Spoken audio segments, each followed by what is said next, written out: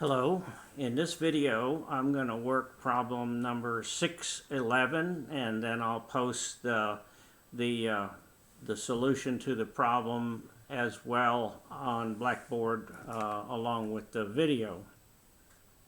So problem 611 is a rate of return problem, and so we'll read it first. Chemco Enterprises is the manufacturer of Ultra Dry, a hydrophobic coating that will waterproof anything. Over a 5-year period, the costs associated with the pilot test product line were as follows. The first cost was $30,000. The annual cost was $18,000, and the annual revenue was $27,000. Dollars per year. This is dollars per year because it says annual. Again, annual. Used equipment was salvaged for $4,000. That's a plus. What is the rate of return did this company make on this product? I'm going to start by drawing the cash flow diagram, just so for practice, so to speak. So if we start with a first cost of let's say $30,000. Okay, that's this number here. And then we had annual cost of $18,000 a year for 5 years. So we have 18 at year 2, 18 at year 3, year 4 another 18, and then 18 at year 5. And this is 1, 2, 3, 4, 5. We had revenue of 27, so revenue is a positive cash flow, 27,000, and on across 27, 27, and 27. This is 18 across. This is 27 across. And then we had a salvage value of $4,000, and that's at the same time here as the last $4,000.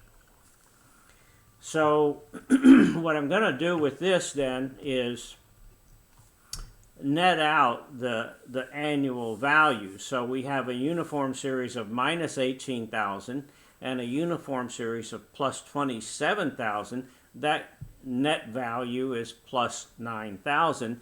So I'll redo this cash flow diagram to look like this, 30,000 again at time 0, but now I'm going to net out these 1, 2, 3, 4, 5 as 9,000 each.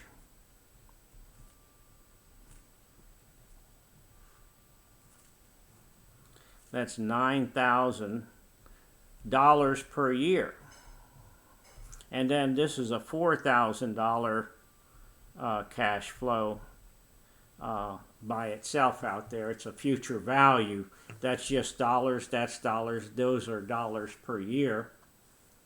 That's an A series, that's a future value, that's a present value. So to solve for a rate of return, we always set the present worth of the cash flow equal to 0 and solve for the interest rate. Well, we write that as present worth at I star, which is our rate of return, equals 0. And for this particular cash flow, this one here, we got present worth at I star equals minus 30,000.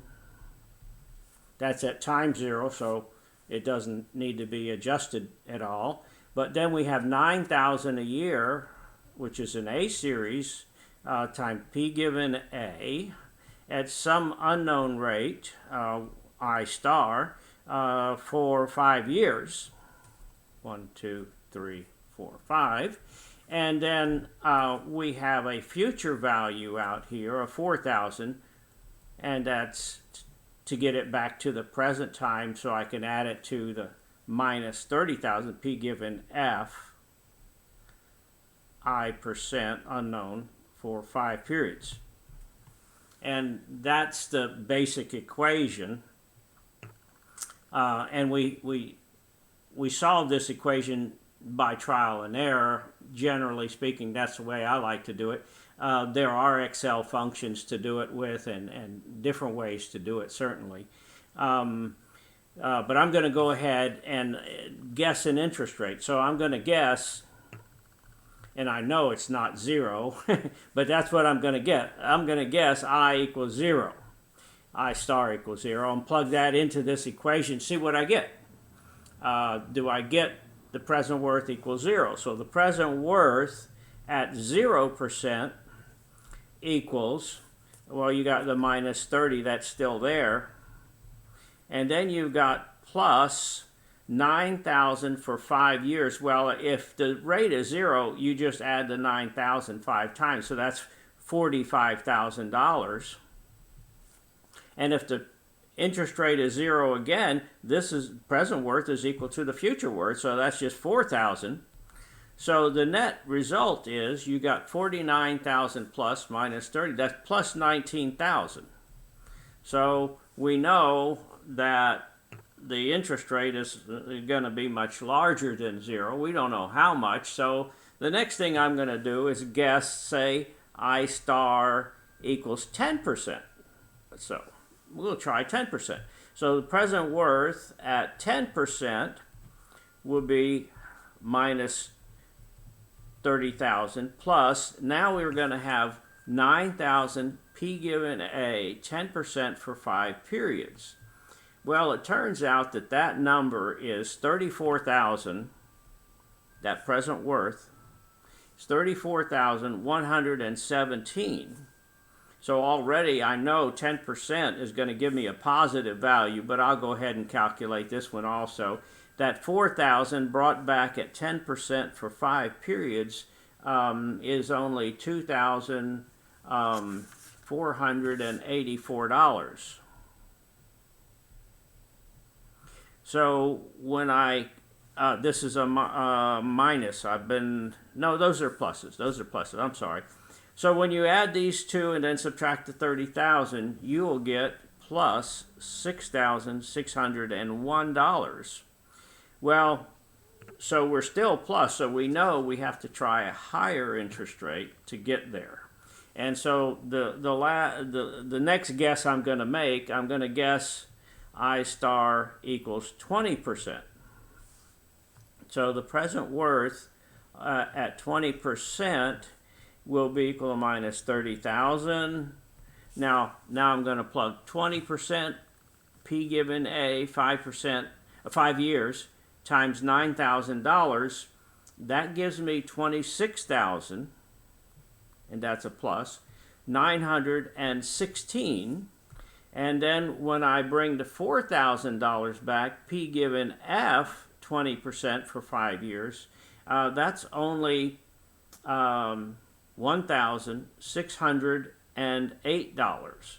And when I add these and subtract the minus 30,000, I end up with a negative $1,476. So now I know that my I star, the rate of return that makes the present worth equal to 0, is somewhere between 10 and 20%. So then we do the interpolation.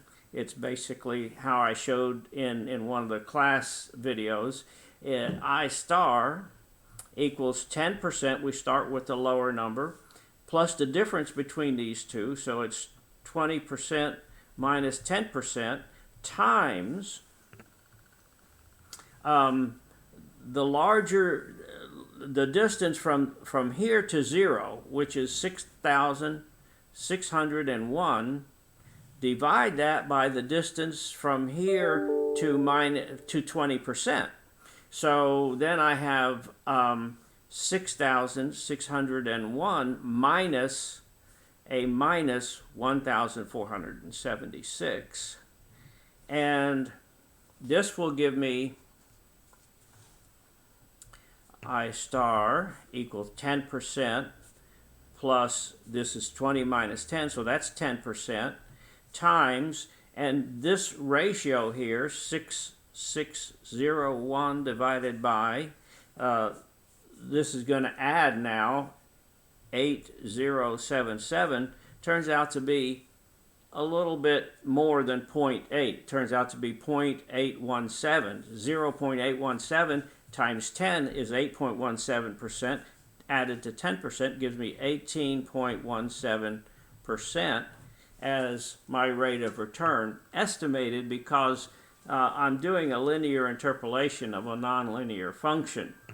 The author shows you then if you did this using the rate function in Excel, again setting up the same equation, and if you do rate equals in Excel, you get rate equals, and then you have your N, this is your A, this is your P, and that's your F, and you just tell it to solve, and it gives you 17.85. Well, that's the actual internal rate of return, and I got a little bit higher than that because I did a linear interpolation of a nonlinear function, and this is more accurate. But 18% would be very close, and that's what we got.